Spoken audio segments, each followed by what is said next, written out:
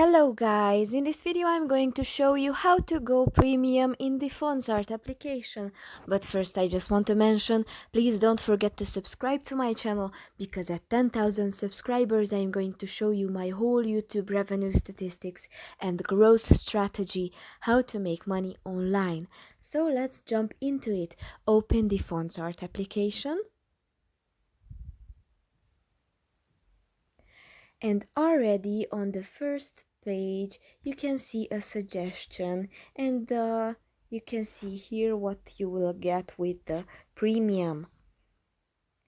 You will tap on the start now on the bottom, and here you can subscribe for a year, for a month, for a week.